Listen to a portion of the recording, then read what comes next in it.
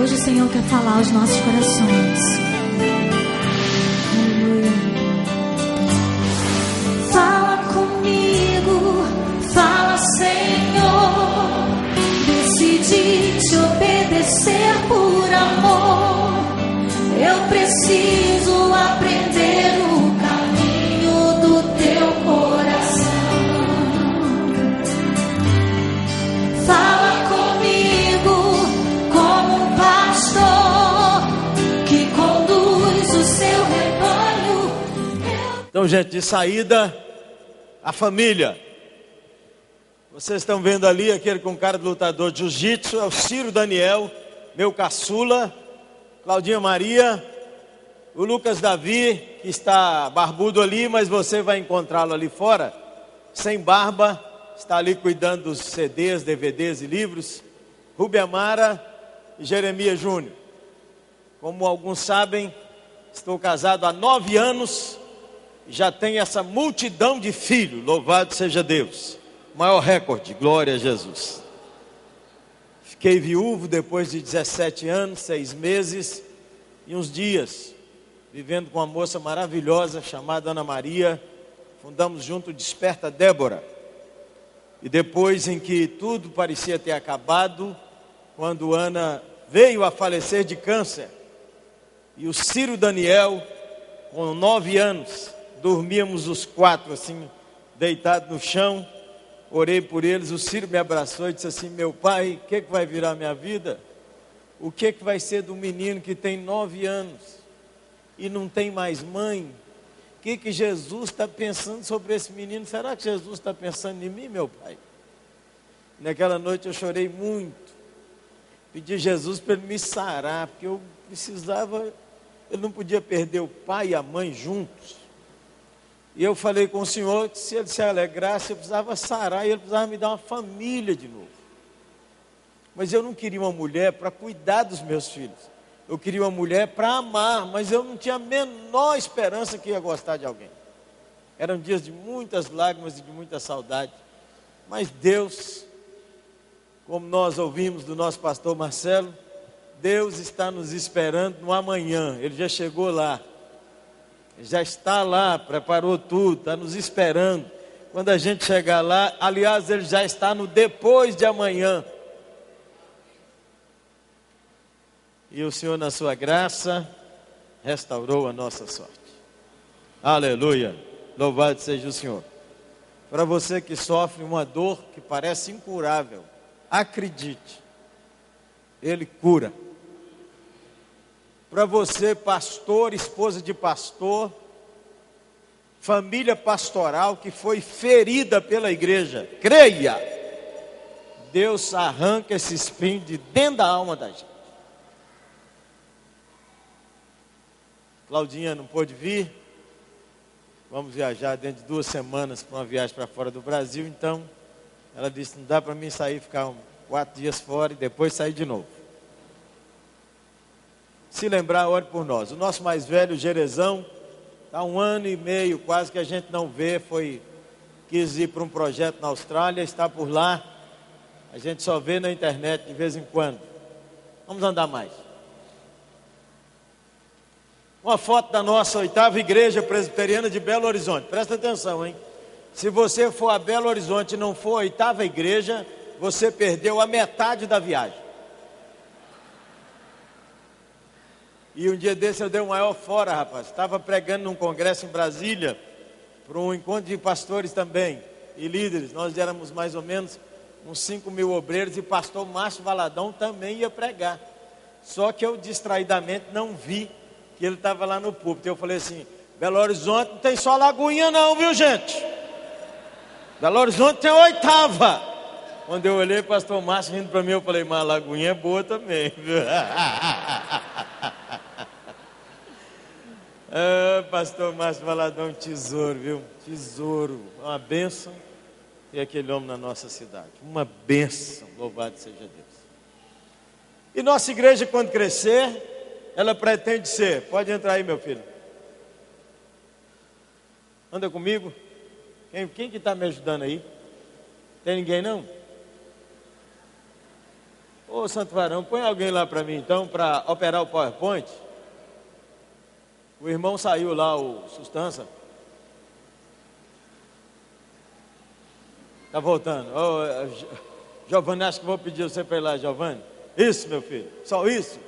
Então, quando ela crescer, ela quer virar uma igreja bíblica, contemporânea, acolhedora de pessoas, presente na cidade, parceira na evangelização do mundo.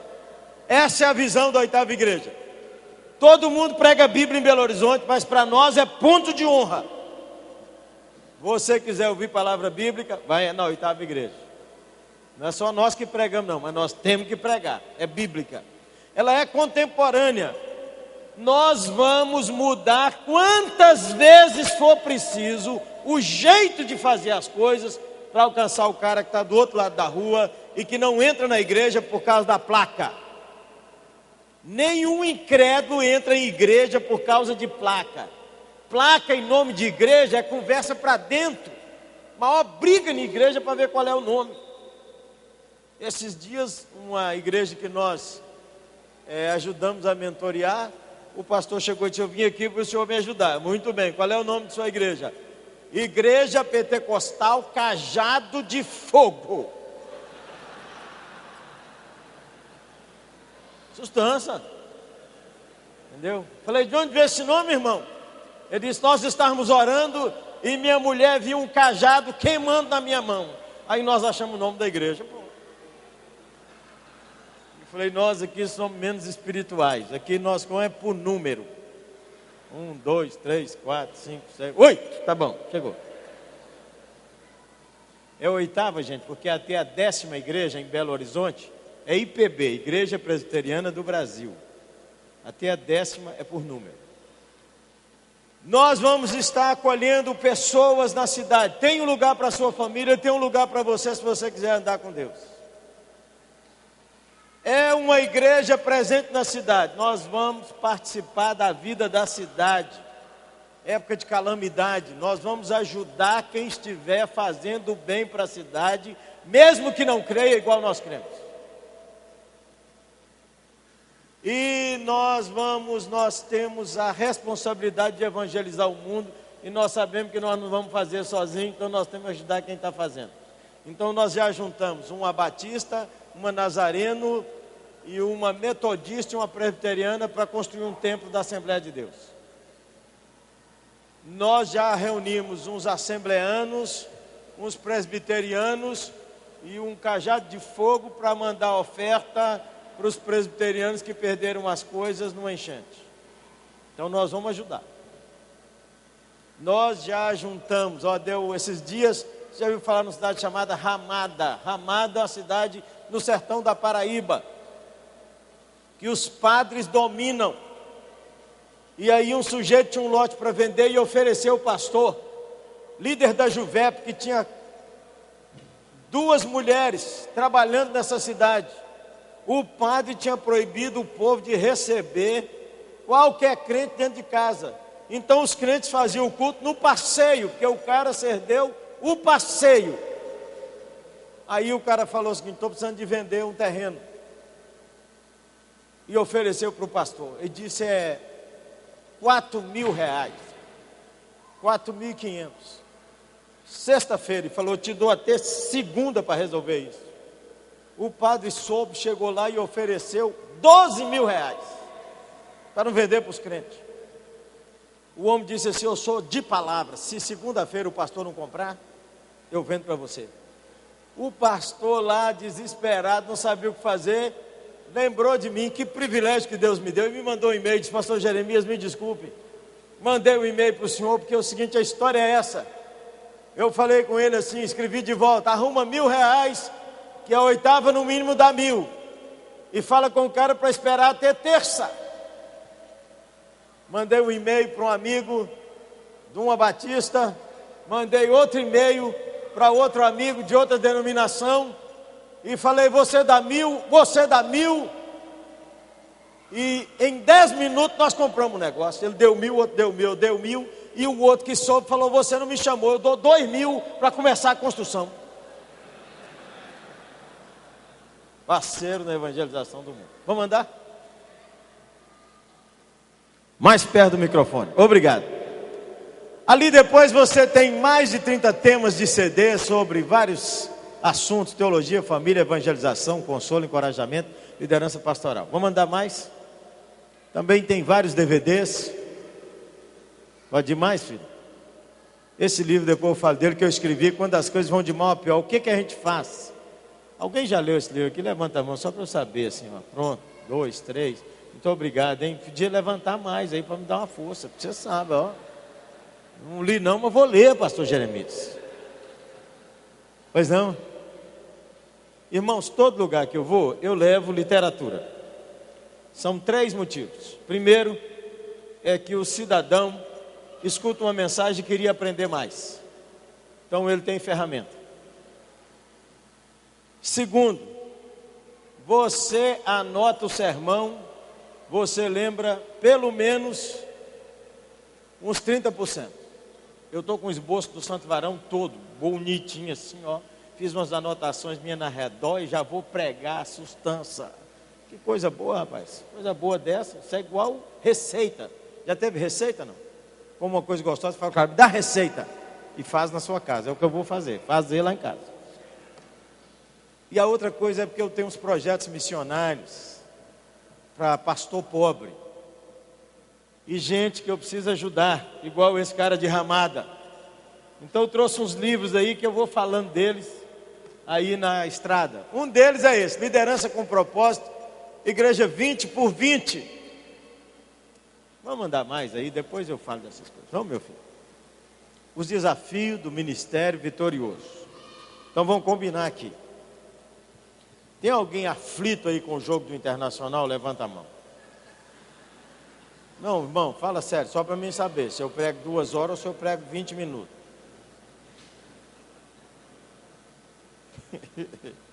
Irmão, é o seguinte, eu tenho um programa aqui, não fica aflito não. Os desafios do ministério vitorioso. O versículo nosso é esse aí, vamos lá? Presta atenção nessas 2, aquela fotografia ali embaixo. Acompanha ela comigo. Vamos ler juntos? Não deixe de falar as palavras desse livro da lei e de meditar nelas de dia e de noite, para que você cumpra fielmente tudo que nele está escrito. Só então seus caminhos prosperarão e você será bem-sucedido. Então vamos pensar que essa é a palavra que o Senhor deu a Moisés. Agora, a Josué. Abra sua Bíblia no livro de Josué, que eu quero ler o parágrafo inteiro. Josué capítulo 1. De 1 a 9. Vamos ficar em pé um minuto para ler as escrituras, depois você anota, dorme. Só não pode lanchar. Se tiver a cantina aberta. Alguém já ouviu falar na igreja Concomba, em Gana? Quem já ouviu falar, levanta a mão bem alto assim. Ô gente, Deus nos deu um privilégio, mas um privilégio enorme. Domingo passado, sábado, domingo e segunda, pela primeira vez, nós tivemos 2 pastores daquela igreja no Brasil, e eles pregaram na nossa igreja. Foi uma coisa exponencial. A igreja Concomba foi fundada por um homem chamado Ronaldo Lidório. Quem já viu falar nesse homem? Ronaldo Lidório. Mais gente sabe. Ronaldo Lidório chegou em Gana, 26 anos de idade, ele e a mulher dele. Queria alcançar um povo que não tinha um crente. 1993. 1994 ele achou esse povo. Nunca tinha ouvido a língua. Uma língua proverbial e tonal. O que é uma língua tonal? É que de acordo com o tom você fala bobagem. Uma palavra, a mesma palavra para chefe é palavra para criança e palavra para bobo. Depende do tom. Aí vai que você erra o tom e chama o chefe de bobo. Ronaldo chegou lá, aprendeu a língua, grafou a língua, escreveu uma gramática, aprendeu a falar, fundou uma escola, a mulher dele enfermeira, fundou uma clínica, plantou 33 igrejas, ganhou 3.000 pessoas para Cristo, treinou 6 pastores, traduziu o Novo Testamento para a língua concomba entre 1994 e o ano 2001, quando ele veio embora para o Brasil. Depois que ele veio embora, o Novo Testamento só chegou lá em 2004. De 2004 a 2010, esses pastores que ficaram lá plantaram mais 15 igrejas. A igreja Concomba hoje tem mais de 6.000 membros. É uma coisa fantástica, gente. Muita coisa interessante. Mas nós demos risada porque eles disseram o seguinte: o trabalho dos diáconos na igreja Concomba é diferente. Tem presbíteros e diáconos, que é presbiteriano que plantou. Então tem presbíteros e diáconos. Mas o trabalho dos diáconos não é no templo. Tem também. O trabalho dos diáconos é ir na roça do cara e perguntar para ele assim: você consagrou sua roça a Jesus? Eles vão lá nas mulheres e dizem: a senhora está respeitando seu marido? Agora, os nossos diáconos gostaram, mas não foi disso. É que os diáconos concombas têm a responsabilidade de fazer o povo prestar atenção na palavra. Cada um deles anda com a varinha na mão. O cara cochilou, os diáconos disseram: aleluia! A moda pega. Então você está em pé para não precisar do diácono chegar junto aí, tá bom? Presta atenção. Josué 1, de 1 em diante. Depois da morte de Moisés, servo do Senhor, disse o Senhor a Josué, filho de Num, auxiliar de Moisés. Verso 2, vamos ler aí? Meu servo Moisés está morto. Homens de Deus também morrem, viu, Zé? Gente de Deus também morre. Não é porque você e eu buscamos a Deus e queremos viver cheio do Espírito Santo que não morre, não. Morre também, viu?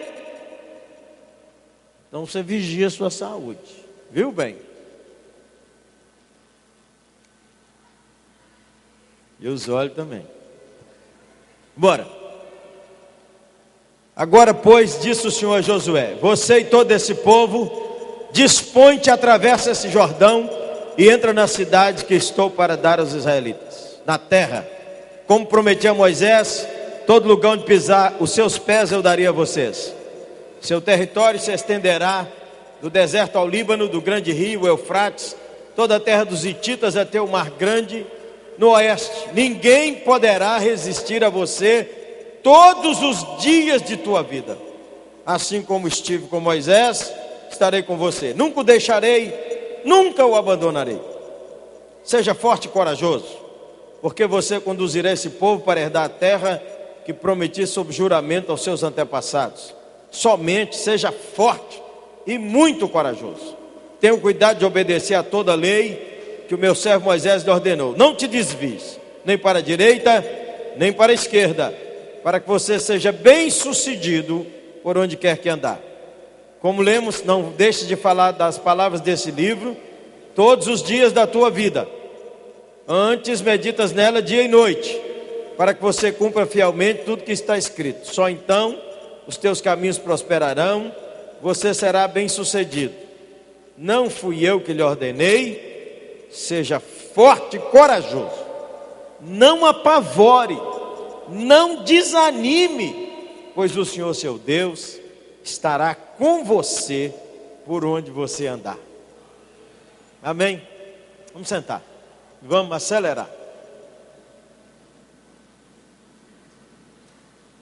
O livro de Josué, os desafios para o ministério vitorioso. No livro de Josué nós encontramos pelo menos 4 grandes desafios. Primeiro, são os desafios pessoais que Deus deu a Josué.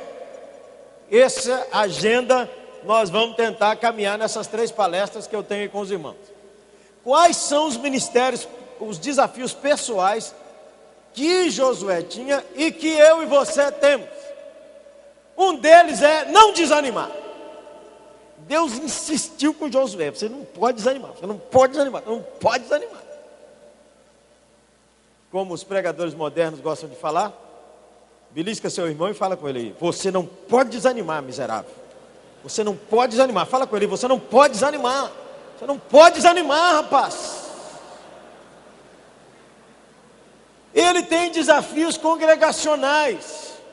Como é que lidera um tanto de nômade totalmente desencontrado para virar um povo e conquistar uma terra? Grande desafio. E a segunda palavra de Deus é essa: dispõe-te tu e todo o povo. É para ir todo mundo, Josué. Ele tem desafios de liderança. Quais são as estratégias que vai decidir isso, Josué? Como é que nós vamos fazer, Josué? Para onde vamos, Josué? O que você vai fazer agora que nós estamos na beira desse Jordão, Josué? O que você vai fazer na volta, hein, santo varão, santa irmã? O povo esperou você vir para cá e está lá dizendo: ele foi no congresso, vamos ver o que vai acontecer. Porque vai no congresso, volta pior. Faz nada. Vai no congresso, a gente só passa bem nos 3 primeiros domingos depois do congresso, que ele prega tudo que ouviu no congresso. O resto vira aquele gró. Será? Desafios da oposição. A oposição interna. O povo que pirraça Josué e não quer obedecer o que Deus falou na boca dele. Que não deve ser um problema seu. Tudo que você prega o povo obedece. Aleluia. Aleluia, irmão, você vai ser arrebatado, que essa igreja não existe.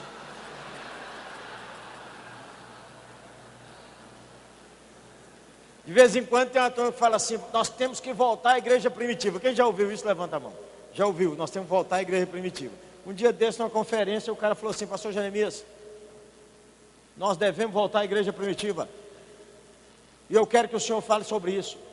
E eu perguntei: qual? Qual a igreja primitiva que o irmão quer que volte? O irmão quer que volte à igreja de Corinto? Cheia de dons. E o cara indo para a cama com a madrasta e todo mundo achando bonito. Ah, que belezinha, tão novinho dormindo com a madrasta. A igreja de Corinto tinha os problemas tudo de hoje. Aleluia pela igreja de Corinto, Senhor. Senão nós não sabíamos viver, não. Qual a igreja primitiva que você quer, gente? Essa igreja primitiva só existe na cabeça de quem não quer trabalhar. Sabia? Ela não existe de fato, de verdade na Bíblia, não. Bom, isso é outro assunto.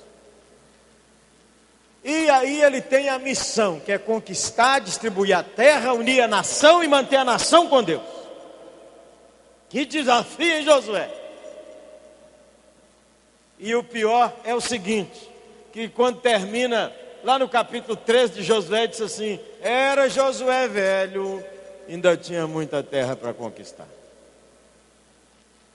Josué ficou velho e a gente fala: Josué vitorioso, conquistou a terra, conquistou mesmo.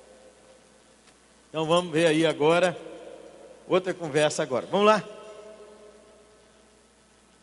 Agora nós vamos conversar sobre informações do primeiro andar, sobre ministério vitorioso.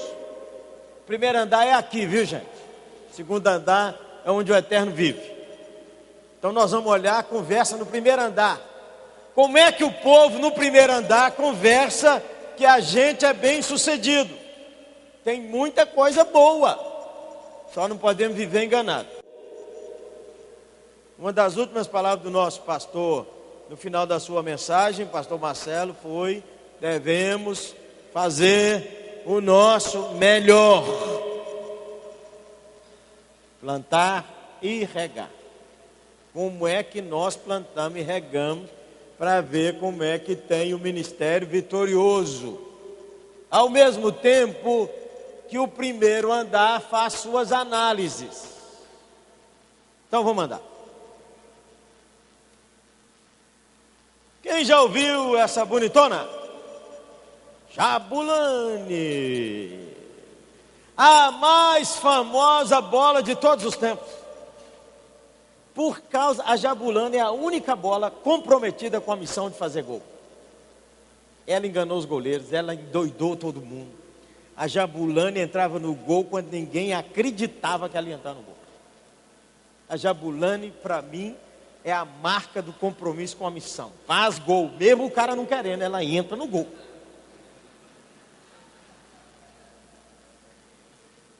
Pode entrar aí, Santo Varão? Dá um enter aí, filho. Leia para mim. As pessoas que alcançaram o ministério de sucesso e de satisfação pessoal seguiram pela trajetória da vocação de um chamado específico de Deus para as suas vidas. As pessoas que tiveram um ministério que nós apelidaríamos de vitorioso, tem a ver com a vocação e o chamado de Deus para ele e para ela. Numa dessas conversas aí, nós vamos ver um modelo de ministério pastoral que tem a ver com o pastor, homem de Deus.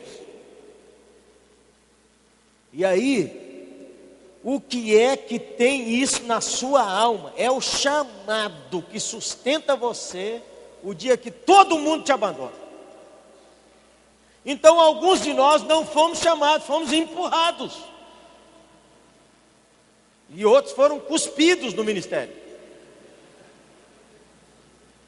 Então precisa saber, claro, essa questão do chamado de Deus na sua vida. E se você está nesse lugar, nessa igreja, nessa cidade, porque Deus te chamou.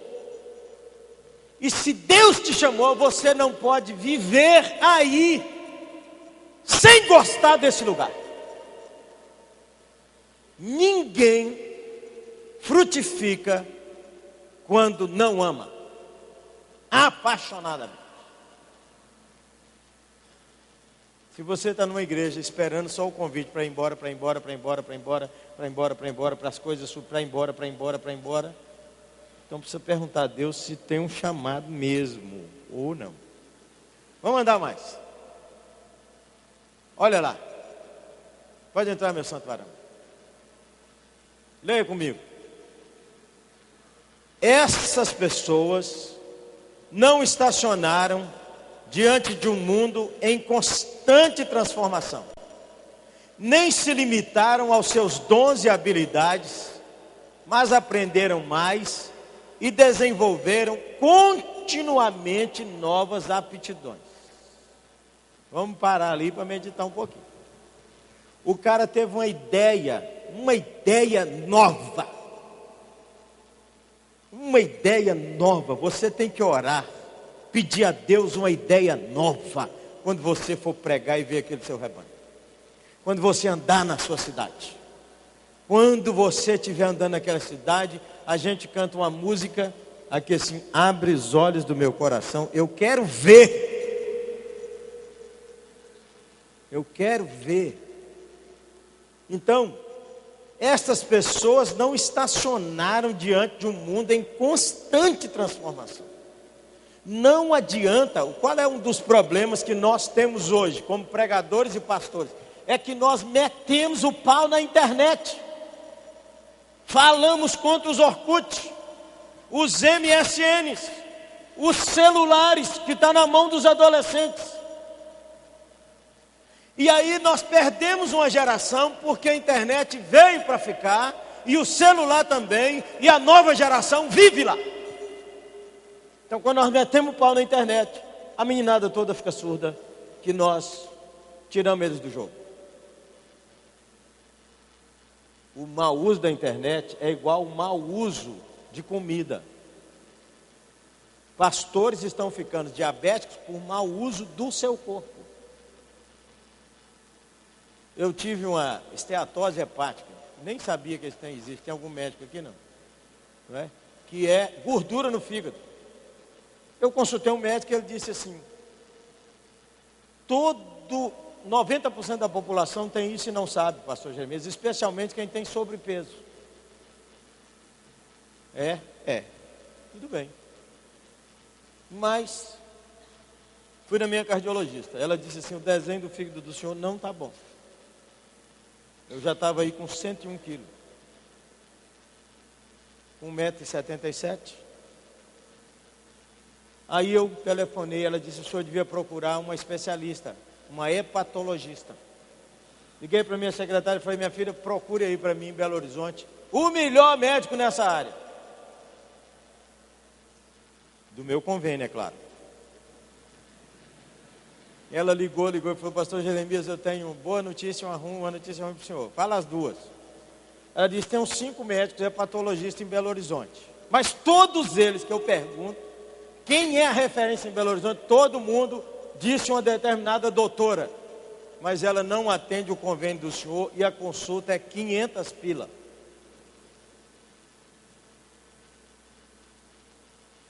Falei: vou gastar esse dinheiro comigo. Fui lá na doutora. Falei com minha mulher: uma vez na vida, minha filha, eu nunca tive uma consulta que durou 2h30. Minha mulher assistiu, ela falou: valeu cada centavo. Cada centavo valeu. E a médica, assim, doutorado, mestrado em Harvard e doutorado na França, na área. E ela disse: eu estou vendendo para o senhor medicina, que muito médico não sabe. Ela, além de tudo, bocuda. Mas ela falou uma coisa exponencial comigo. Ela disse: depois de 40 anos, o senhor não pode comer, depois de 18h30, açúcar direto e açúcar indireto. O que é açúcar direto? Refrigerante, doce. E o que é açúcar indireto, doutora? Pão, massa, arroz. Ela disse: depois de 18 horas isso não metaboliza. E o corpo faz o seguinte, seu pastor: o corpo não guarda carboidrato, porque se fosse guardar carboidrato, o senhor tinha que medir 15 metros. Então o corpo faz igual o computador, zipa, faz um arquivo pequeno. Esse arquivo para o corpo chama gordura. Por isso que o fígado do senhor está desse jeito. E se o senhor não cuidar, o senhor vira diabético. Essa me falou em março. Cheguei em junho, em julho, 8 quilos a menos. Por quê? Você não pode estacionar na velha maneira de dizer: o que é isso? O que é isso? Esses dias eu estava com um amigo. Não é que a gente não pode comer nada, está entendendo? Mas você tem que cuidar. Olha, se você não cuidar, o pastorzão, sai do culto e vai comer o quê? Lasanha, pizzazona, sustentação. Se comer um pedaço ainda vai, mas o cara come 4 e dá glória e toma sorvete por cima. Não é que você não pode comer isso uma hora. Esses dias eu preguei num culto na nossa igreja e contei isso tudo que eu estou contando. Passados uns 3 meses, umas 10 pessoas falaram: pastor Jeremias, obrigado pelo culto. Eu estava ruim de saúde, já emagreci e estou sustância, igual diz o senhor. Minha médica está impressionada com meus exames. Falou: o que aconteceu? Ela disse: pregação do pastor. Essas pessoas não estacionaram diante de um mundo em constante transformação, não se limitaram a seus dons e habilidades, mas aprenderam mais e desenvolveram continuamente novas aptidões. Se você vem para um congresso desse, meu irmão, não anota nada. Se você vem para um congresso desse, não compra um livro. E se você vem para um congresso desse e não conversa com ninguém, o melhor do congresso não são as palestras, é o papo no corredor. Se você aproveitar, você pergunta para um cara e diz assim: o que você está fazendo lá na sua igreja? Qual é o problema mais difícil que você enfrentou lá e como é que você resolveu? Você aprende, mas aprende, mas aprende, mas aprende, porque cada um de nós tem um pouco de sabedoria, mas nós juntos, gente do céu, o negócio fica maravilhoso. Vamos embora. Terceiro, então presta atenção: novos desafios exigem novas respostas, e novas respostas exigem novo preparo. Não, no meu tempo era assim, a gente não fazia assim de jeito nenhum. Estava pregando uma conferência só para presbíteros. Um ancião de 80 anos me perguntou assim: o que eu ganho autorizando a pôr essa molecada com palma e bateria? O que eu ganho? Eu falei, porque a Bíblia diz que a gente não pode ofender os anciãos, tratar como pai. Pedi a Deus sabedoria. O que eu falo com esse varão? Falei, olha, um homem igual o senhor, que eu imagino, ajudou a construir essa igreja, construir esse templo. Ele fez assim. Falei, um homem igual o senhor, que se for somar tudo que o senhor deu para a obra de Deus, o senhor deu muito dinheiro.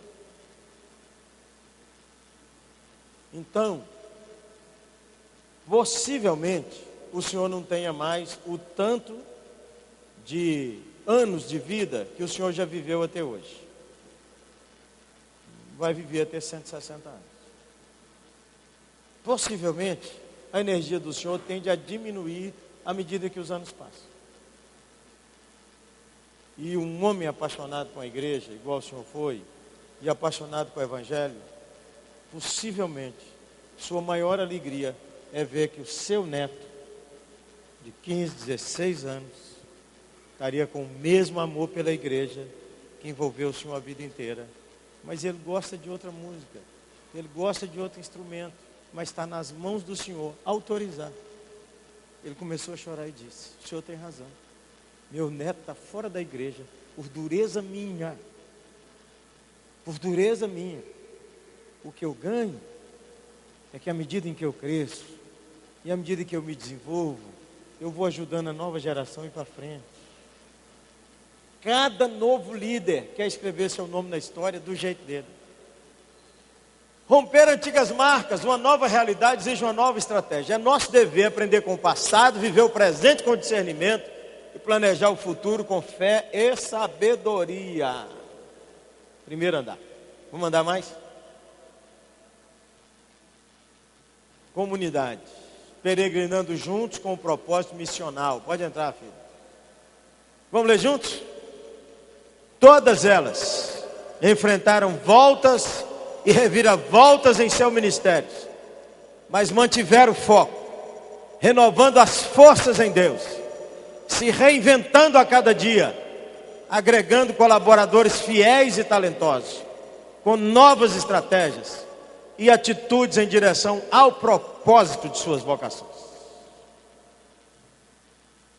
Todos nós aqui, como Josué, vamos enfrentar reveses, vez por outra e outra vez de novo.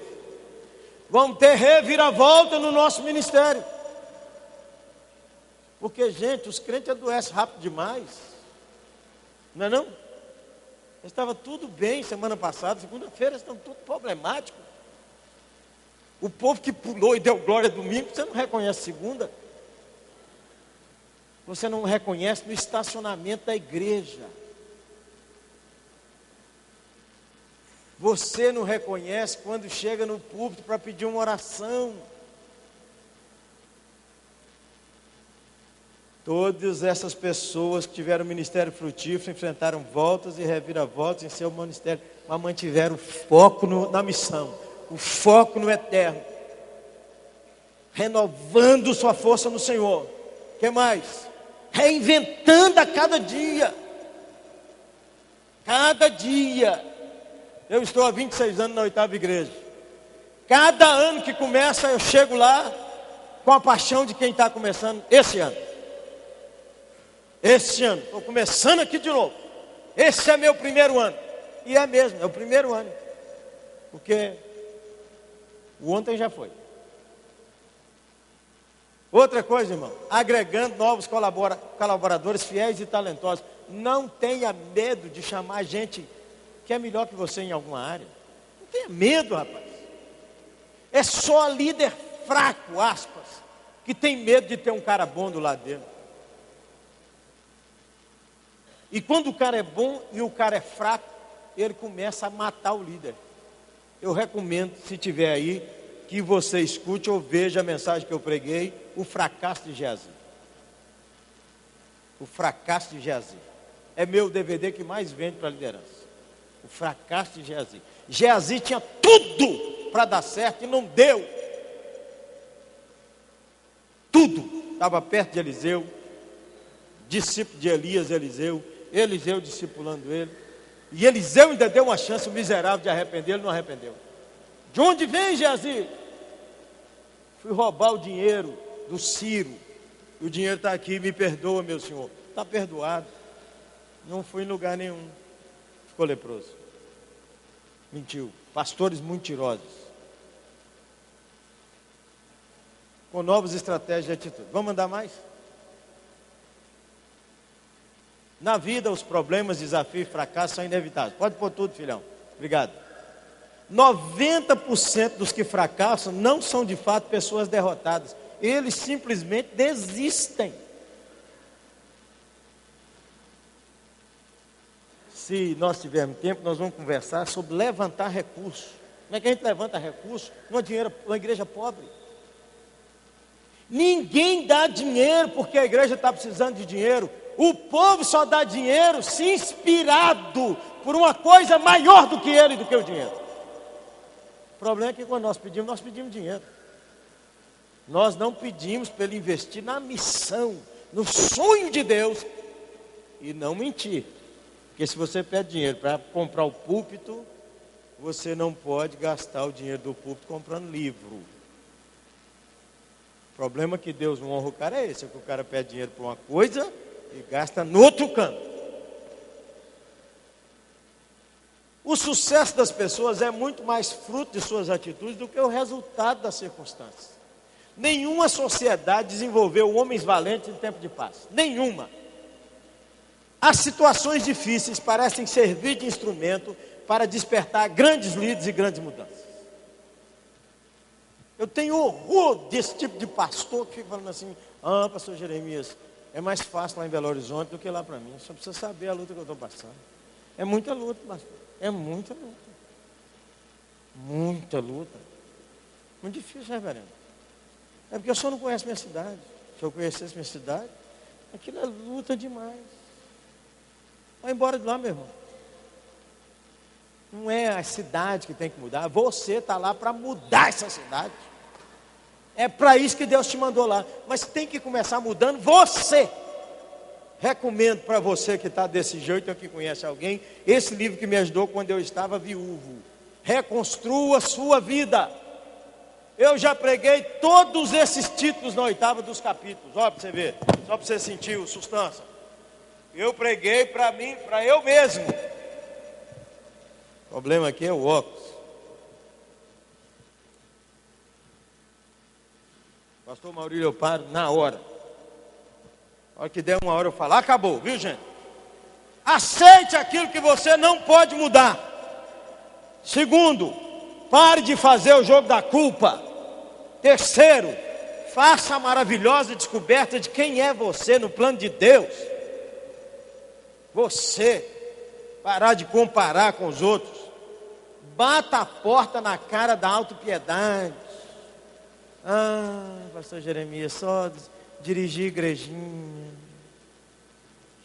O povo não está à altura do meu intelecto.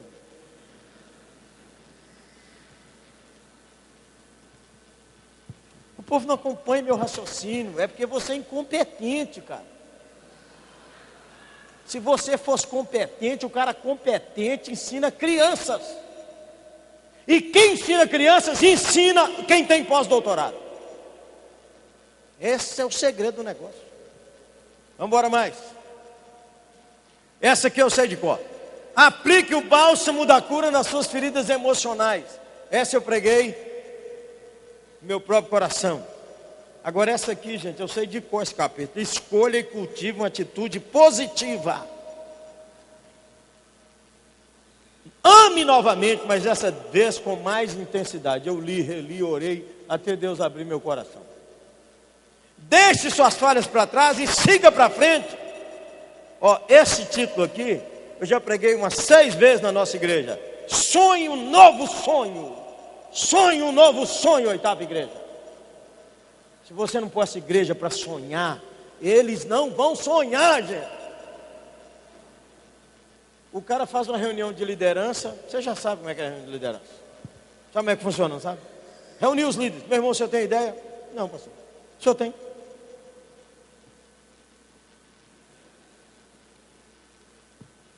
Então o que é que nós vamos fazer aqui? Aí o povo fala, o senhor tem, pastor?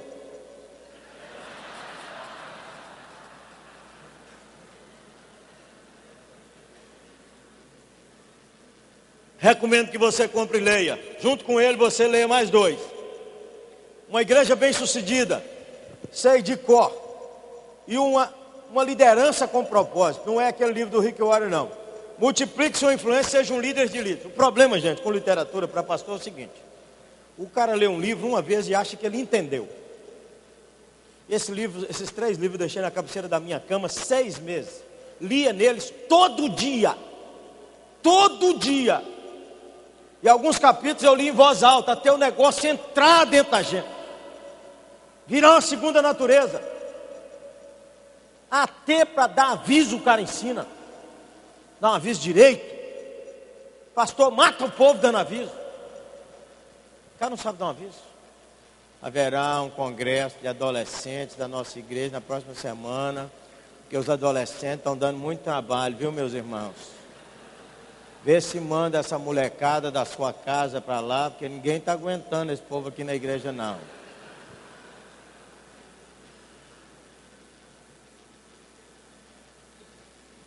Como o homem escreveu, prega o aviso, rapaz.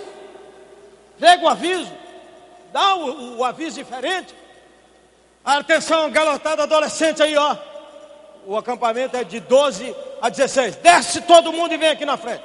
Todo mundo aqui na frente. Olha, eu quero agradecer a Deus que a gente tem adolescente aqui nessa igreja. Igreja que tem adolescente, tem barulho, tem confusão, tem boa risada, tem uma moda diferente, mas tem futuro.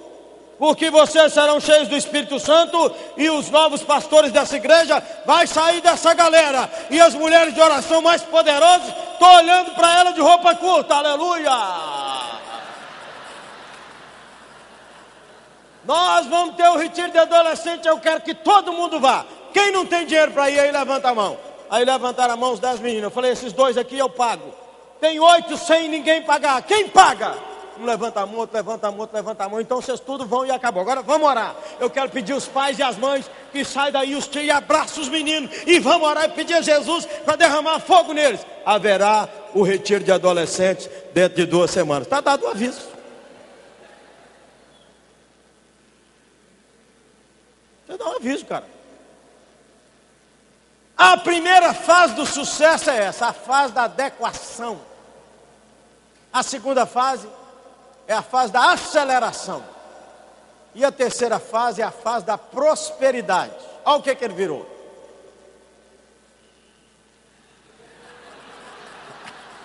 O burro do Shrek lá. São as 3 fases, volta lá filho, volta lá, volta. As 3 fases do sucesso, a fase da adequação, a fase da aceleração e a fase da prosperidade.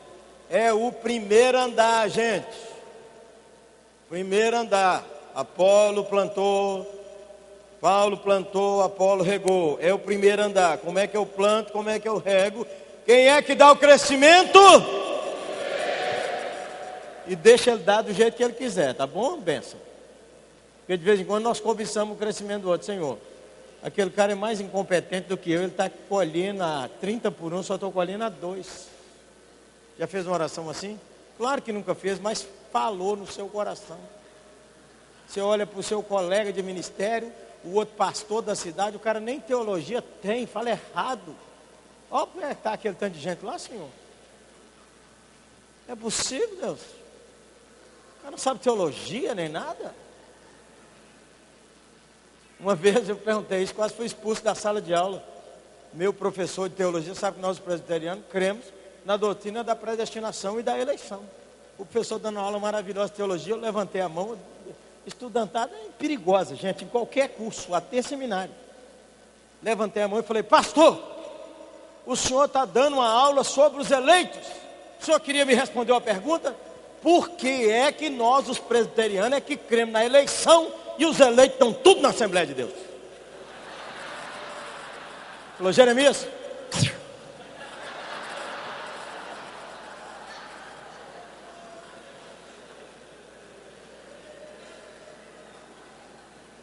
Vamos olhar uma por uma.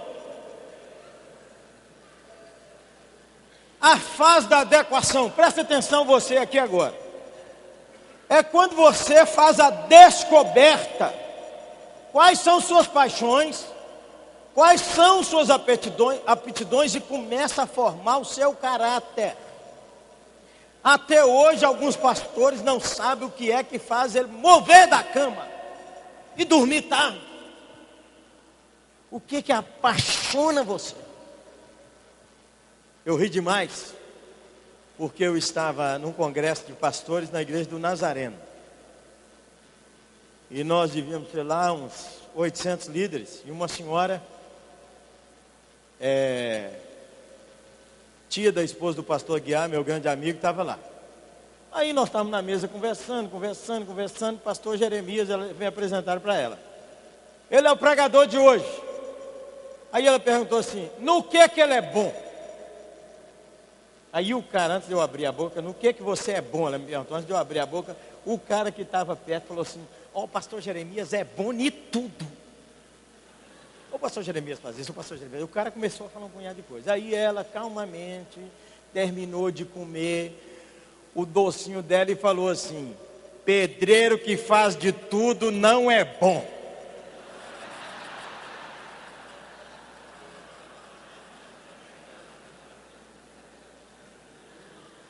O que te apaixona?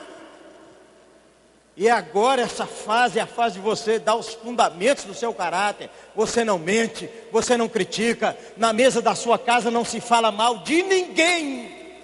Nem do presbítero que te perseguiu. Ninguém. Aqui na casa pastoral não se fala mal. Que é a casa da bênção. Esse negócio é importantíssimo. Importantíssimo. O cara passa a vida inteira e não definiu isso. O que apaixona ele? O caráter dele até hoje, eu lembro do cara assim, enquanto de pastor um perigo se o cara não tiver formação de caráter, porque ele conta piada imoral para os colegas dele. Está só entre nós mesmo. Segunda fase é a fase da aceleração. Essa fase é a fase em que você cresce como líder, como pastor, em várias coisas. Pode entrar, filho.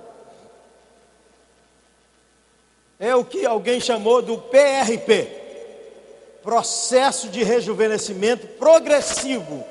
O cara renova, reinventa, continua crescendo, elimina e melhora as coisas, faz mudanças necessárias e difíceis, muda estruturas, comportamentos, ideias, pessoas, cria novos ministérios. O cara é uma substância. Ele não para de aprender. Ele não para de aprender. No primeiro tempo ali da descoberta, ele já aprendeu a tomar decisões. Ele já superou algumas coisas que são mais simples. Mas nessa fase do crescimento, é quando o cara tem coragem de tomar decisões difíceis, dar passos de fé, chamar a igreja para sonhar grandes sonhos, sacrificar certas coisas. Constantemente ele está pensando como é que reinventa. Você encontra o ministério desse cara, ele nunca está do mesmo jeito, ele sempre está agregando uma coisa nova. É o PRP. É a fase que o cara deslancha, ele vai para frente.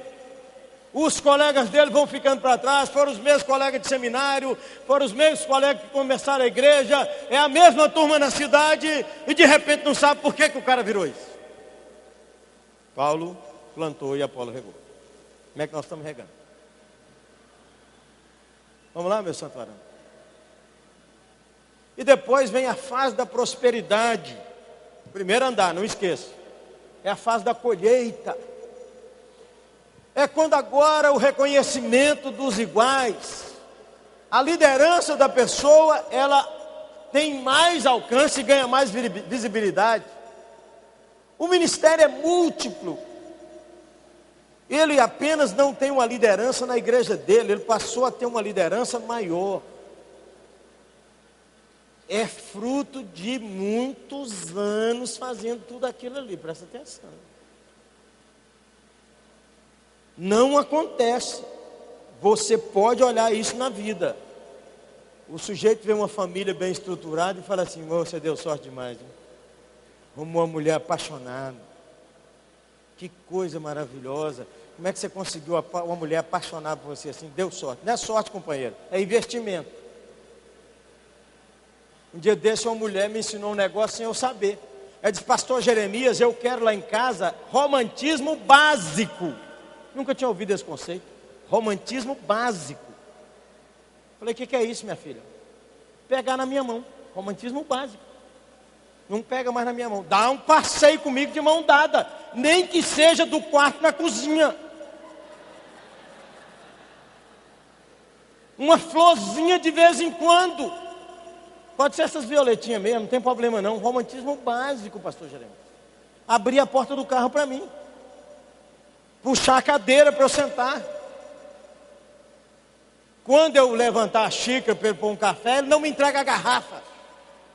Romantismo básico. Está sumido da casa pastoral.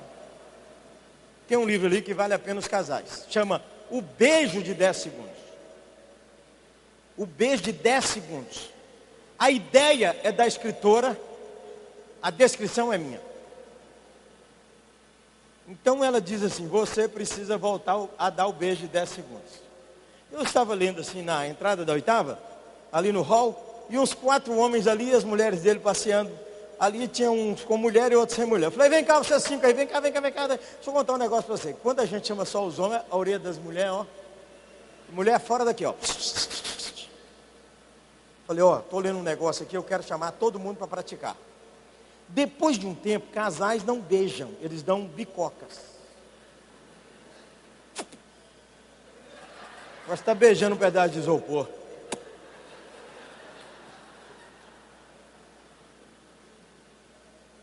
Quando o marido chega em casa, eles têm filhos, ele pergunta assim: tem comida?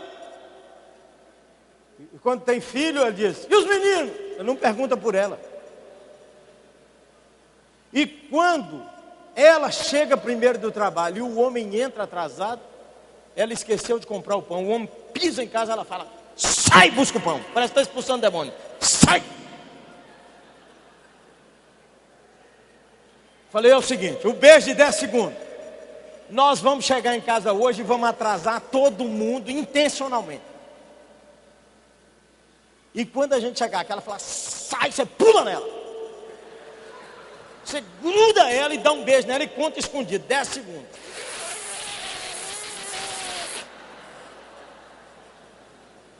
Domingo nós vamos contar os causos. Não, nós reunimos ali os 5 homens para contar os causos. Aí um homem falou: pastorzão, eu nem vim hoje de manhã, porque o beijo de 10 segundos funcionou demais lá em casa. Falei: o que foi, meu filho? Ele disse: pastorzão, nós não estávamos nem dando bicoca, nós estávamos latindo um com o outro. Lá em casa estava desse jeito. Mas meu pastor, eu falei com ela que ia chegar a certo horário, e o senhor mandou atrasar, como eu sou obediente, atrasei. Cheguei lá, mas estava saindo até fumaça do olho dela. Assim. Quando ela foi abrir a boca, eu pulei nela, igual o senhor mandou. Grudei ela e dei um beijo de 10 segundos. E contei escondido, para ela não saber o que eu estou fazendo. Pastor Jeremias, há muitos anos minha mulher não faz isso.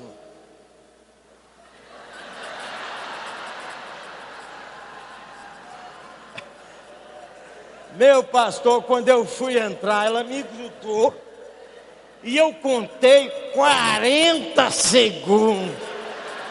Eu quero falar com o senhor que o avivamento chegou lá em casa.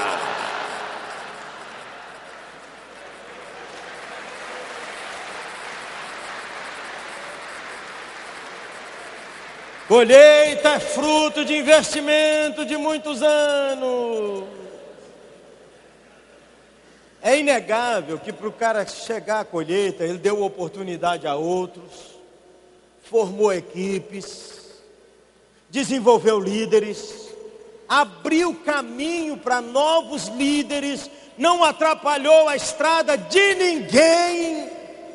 E essa turma que ele ajudou a crescer, ajudou ele mais longe.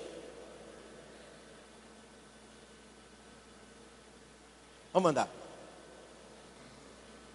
Recordando as fases do sucesso ministerial. Rapidamente, pode pôr tudo aí, meu filho. Exige. Vamos ler comigo? Exige vocação,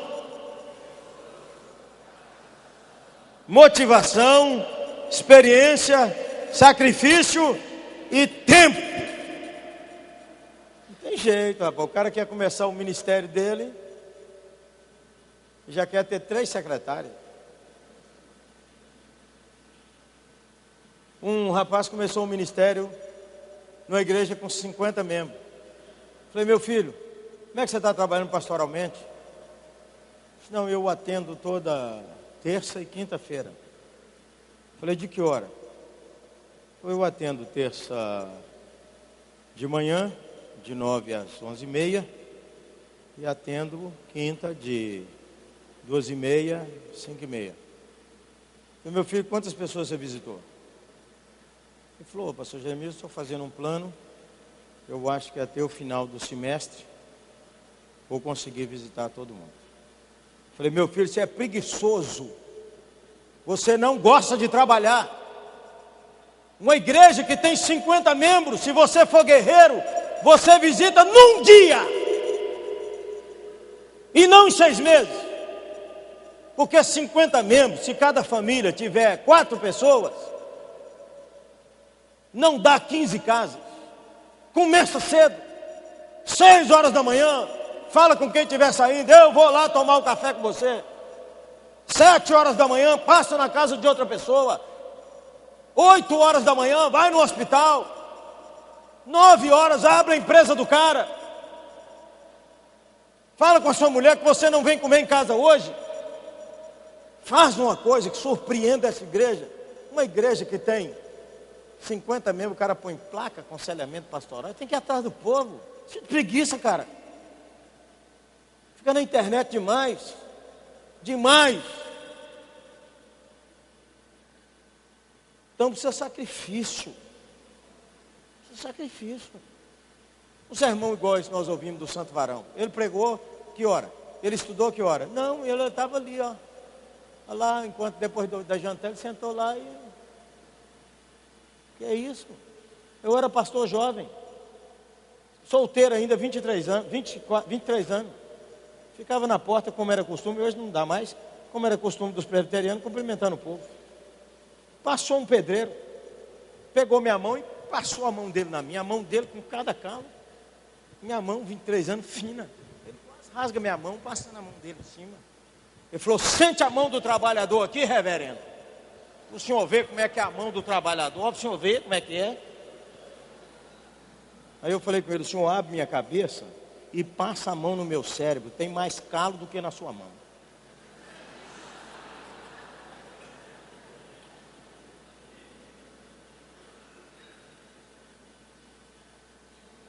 Pastorada preguiçosa, cara. Pastorada aí, tudo mole. Trabalha um pouquinho, fica dizendo, irmão, muita luta. Sabe o que é luta, cara? O verdadeiro triunfo ministerial é a colheita, mais a alegria do reino, mais a satisfação na vida. Primeiro andar. O cara tem colheita, significa que agora Deus abençoou, ele está vendo o fruto do ministério dele, influenciou muita gente, abençoou muita gente, coisa, glória a Deus. Mas ele está feliz porque ele sabe que ajudou o reino a crescer. Mas ele está mais feliz porque ele está satisfeito com a vida dele.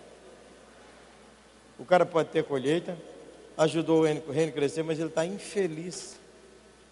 Está infeliz com a mulher dele, está infeliz na cidade que mora, está infeliz que a saúde dele foi embora, aí fica culpando a igreja, a culpa é da igreja. Não dá tempo, pastor Jeremias, não dá tempo. Não dá tempo fazer ginástica, não dá tempo, não é preguiça. Preguiça, irmão. Porque se você resolver fazer, a doutora quase me mata. Ela disse assim, seu pastor, o senhor viva o que o senhor pregue. Porque o senhor disse que foi Deus que criou esse corpo, então aproveita o que Deus criou. E cuida bem dele. Falei, doutora, a senhora é profeta. E nem crente é ainda.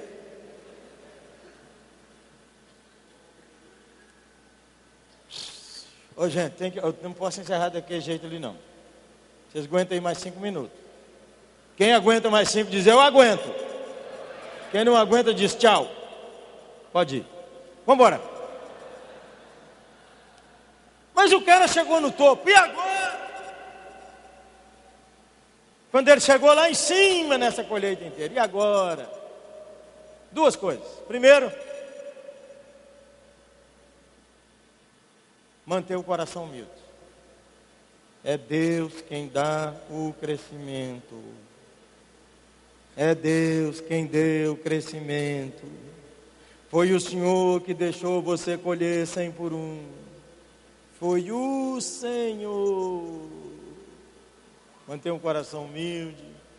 Continue aprendendo. Ó, gente, quem me inspirou nisso tudo? Pastor Antônio Elias. Quem já ouviu falar nesse homem querido? Antônio Elias, pastor presbiteriano, morreu com 95 anos de idade. Uma lenda entre nós, os presbiterianos. Ele tinha 90 anos de idade. Eu fui visitá-lo. Ele estava lendo um livro, A Pregação Poderosa para o Crescimento da Igreja. Quando eu cheguei para visitá-lo, ele tinha comprado 3 livros. Comprou um para ele, comprou um para o meu amigo Josué Rodrigues e comprou um para mim. E disse: meu filho, eu estou lendo esse livro, um livro maravilhoso. Tem tanta coisa que eu não sei, meu filho. 90 anos, podia dar aula para todo mundo. Mantenha seu coração humilde. Segundo, inicie uma nova jornada. Comece um novo ciclo. Não fique falando do que você foi. Fale do que Deus pode fazer hoje. Ele está depois do amanhã. Chega lá, novo em folha. O mestre Antônio Elias aposentou-se com 70 anos de idade. Depois de aposentado, 70 anos, viajou o Brasil inteiro fazendo conferência de avivamento e plantou 3 novas igrejas, das quais uma já tem mais de 1.200 membros. Vamos embora. E se as forças não permitirem? 4 coisas. Apreciar o que o Eterno realizou, celebrar as conquistas e agradecer as homenagens. Não fica chateado quando lhe homenagearem, não. Abra caminho para os novos líderes ungidos. Tem uma época que é você que já tem mais tempo rodado, é que tem que pôr o peito na frente para deixar a nova geração vir, senão eles degolam ele. Senão a nova geração não passa. Então você tem que pôr o peito na frente e dizer: deixa os meninos passar, pode deixar vir. Mantenha em alta seu bom humor. Mantenha em alta seu bom humor. O mestre Antônio Elias estava já infartado. Nos últimos dias dele, fui visitá-lo no hospital em Niterói. Josué e eu. Tinha tido uma eleição pastoral para a igreja Betânia. Falando baixinho, fraquinho. O velhão falou assim: vem cá, meu filho, chama ele aí. Falou para Josué: chega aqui, Josué. Aí falou assim para nós dois, bem baixinho, a voz fraca: acaba covarde, meu filho. O que foi, reverendo? Perguntei. Teve eleição na Betânia, não teve coragem de pôr meu nome, porque sabia que ia perder de goleada. Mantenha seu bom humor, rapaz. Deixa de ser ranzinza, pirracento, sistemático. Ninguém aguenta você não, cara. Chega de catar prego na rua e pedaço de arame. O cara vai ficando cabeça branca, vai catando as coisas do chão, levando para casa. Que isso, meu irmão, pelo amor de Deus. O cara fica guardando aquele terno que ele usou quando Cabral chegou no Brasil, para lembrar. Tira esse terno tudo, meu irmão, dá de presente, me dá que eu levo. Eu vou ter um congresso que eu vou trazer uns pastores do sertão em setembro. Eu faço lá um bazar. E a coisa mais sensacional é a gente vender um terno que ele compraria por 250, 300, 500 pau, a gente vender por 15, por 10. E quando a gente descobre que ele não tem dinheiro, a gente passa e enfia 50 pila no bolso dele. E fala com ele: entra no bazar e compra. E nós colocamos escarpão chiquerésimo por R$1, R$2. Teve um congresso desse que nós fizemos, que um pastor veio do sertão da Bahia, levou 2 malas cheias de roupa, me abraçou e chorou e disse: há 4 anos que eu não compro roupa para minha família. Nós ganhamos uns conjuntos assim, uns conjuntos novos, que no shopping estava 200, 250, 300, nós vendemos por R$5. Para o cara ter a honra de comprar, você entendeu? Não é que ele não podia ganhar, para ter a honra, o bazar é para ele ter a honra de comprar e chegar lá e falar para a mulher dele: eu comprei para você, eu escolhi. Aí ele me abraçou e disse: o ano que vem, o senhor tira a comida, mas não tira o bazar.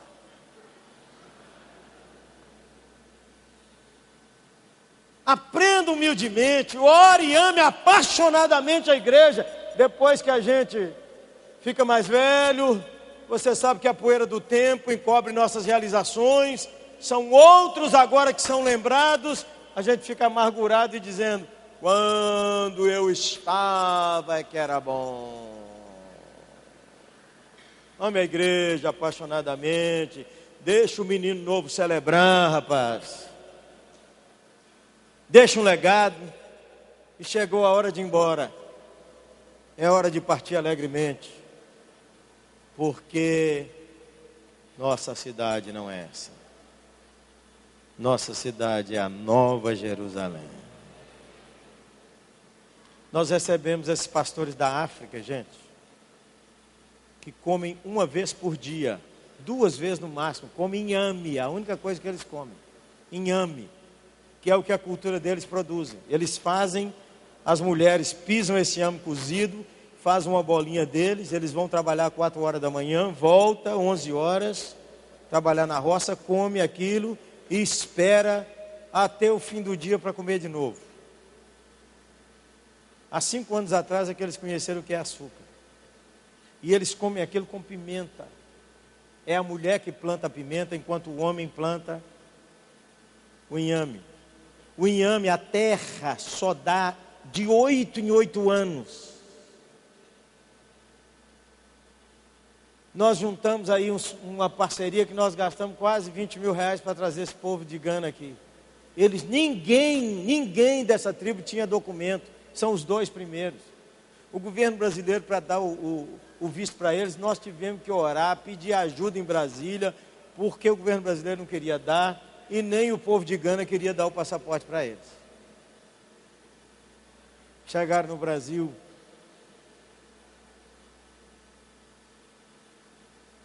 e intencionalmente levei eles numa churrascaria brasileira. Eles ficaram encantados, que é a coisa mais impressionante. Eles nunca viram isso, a carne chegando, a carne chegando, a carne chegando. Eles contaram assim na nossa igreja: nunca vi isso, a carne chegando, a carne chegando, a carne chegando. Eles ficaram impressionadíssimos no shopping. A coisa que eles mais ficaram impressionados é com a escada rolante. Como é que tem um negócio que sobe assim, ó. E eles perguntaram ao Ronaldo Lidori, disse: será que tem um branco sempre pensando numa coisa desse tipo, uma coisa diferente para inventar? Mas eles me ensinaram uma lição espiritual profunda. Eles disseram assim: pastor Jeremias, nós vimos tanta coisa bonita e tanta coisa diferente. Que coisa fantástica a inteligência do branco. Eu fiquei pensando como é que vai ser a Nova Jerusalém, que quem está preparando ela é o Senhor Jesus.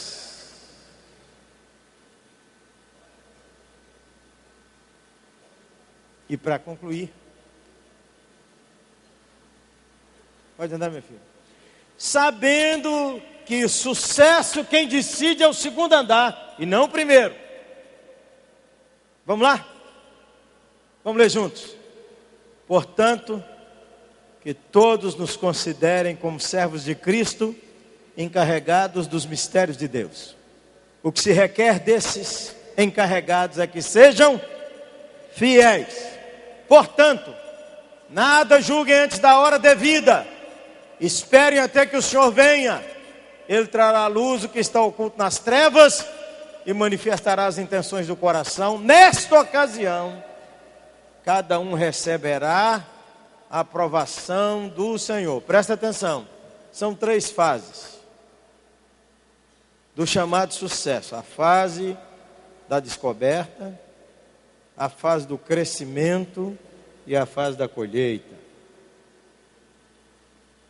Presta atenção.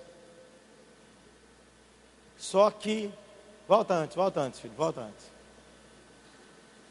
Deus sabe as intenções do coração. Oi, gente, o texto é da Bíblia, a ideia é minha. A palavra de Deus diz que tem um fundamento, que é o Senhor Jesus Cristo. Veja cada um como é que edifica nesse fundamento. Se é ouro, prata, pedras preciosas, madeira ou feno. Porque no dia de Jesus, o fogo vai mostrar. Pronto. Está entendido até aí? Eu tenho arrepios desse dia. Porque no dia que Jesus voltar, vai ter igual aqui, 2 telões. E Jesus vai chamar Gabriel, ou quem ele vai mandar chamar, o anjo, e falar assim: Jeremias, você está pronto? Eu não tenho escolha, Senhor. Estou pronto. Gabriel, empilha aí. Ó, tantos anos de ministério, pregação, oração, sermão, relacionamento com filho, com família, reunião de liderança, congressos, livro que escreveu, CD. Pode empilhar. Empilhou aí, Gabriel, pode empilhar. Ofertas que deu, pode empilhar. Eu já sei, euzinho, já sei que tem umas coisas que eu fiz que é pura palha. Eu já sei. E eu podia pedir para Jesus, será que esse aí o senhor não podia? Porque você vai estar lá assistindo. Neste aqui, aquele culto maravilhoso que você aplaudiu e deu glória, no telão de lá, como é que estava meu coração? O que vale para o Senhor é a câmera escondida que filma o nosso coração. Enquanto você aplaudiu e deu glória, eu estava lá dentro do meu coração dizendo: irmão, eu sou bacana mesmo, estou pregando pra caramba, eu estou detonando. Aí vai aparecer lá, ó, enquanto você está dizendo: mas que homem simples, umas coisas eu já sei, que aquilo vai queimar assim. Aí Jesus fala: Gabriel, vai passando o filme. E aí fala: agora vamos pôr fogo, Jeremias. Eu não tenho jeito, Senhor. E a Bíblia diz que Jesus vai mandar o fogo queimar. E o fogo vai pegar. E Jesus diz que alguns de nós, o fogo vai sair de lá e pular no cara. Não sobrou nada, ainda pulou no cara. Você conhece uma turma? Conhece. Tem uma turma que fala assim: quando eu chegar lá na glória, vou falar com Paulo. Paulo, como é que você escreveu aquilo? Paulo, você não entendeu Moisés. Tiago, você não entendeu Paulo. Uma turma petulante demais. O cara vai chegar lá na glória para perguntar: eu, meu irmão, quando o negócio todo queimar lá e o fogo queimar em mim, Jesus vai ter que apagar ainda e me pegar. A ideia, a linguagem tudo é minha. Vai me pegar pelo colarinho e falar assim: entra, miserável. Depois que eu entrar na glória, eu não quero perguntar nada, eu só quero dizer: é glória! Vamos ficar em pé e vamos orar, meus irmãos. Vamos ficar em pé e vamos orar. O que vale é a câmera escondida, meu irmão. O que vale é a câmera escondida do eterno. Nada do que o primeiro andar nos agrega é ruim. Mas o que vale é a aprovação do Senhor. Você podia levantar suas mãos e orar. Primeiro, agradecer a Jesus que Ele te chamou para o ministério. Que honra exponencial. Agradecer. Primeira oração é de gratidão.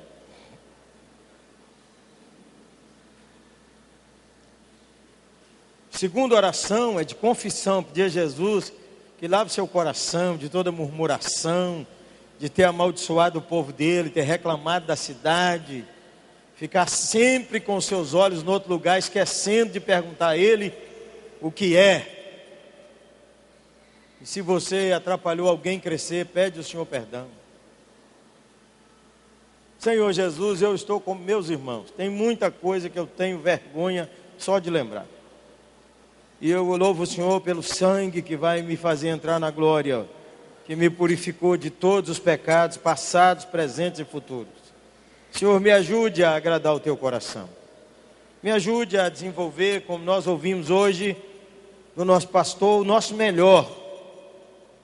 Nos ajude a plantar e a regar. Nos ajude, Senhor, a ser instrumento da graça do Senhor. Mas nos ajude a viver, sabendo que o Senhor enxerga o que está no nosso coração. Em nome de Jesus. Amém e amém.